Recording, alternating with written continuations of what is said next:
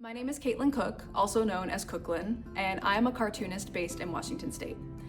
When I was 24 years old, I realized that I was asexual.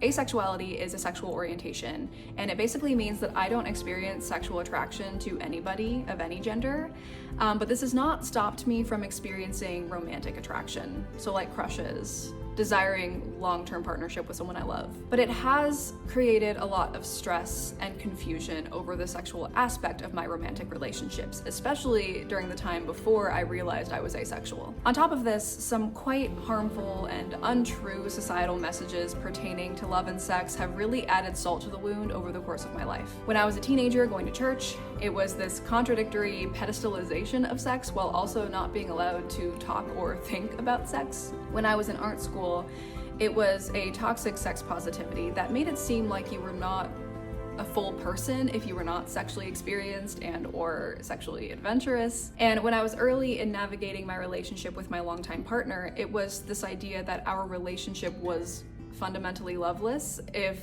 sex was not constantly happening. Pretty much every existing piece of asexual representation centers around asexuals who figured out they were asexual before ever having sex. That's not my story.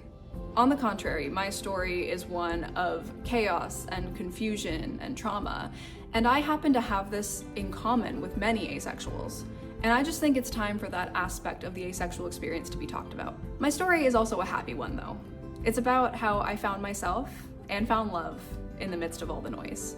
I'm so proud of this book. I think it has something important to say, not just about asexuality, but about queerness in general and about love.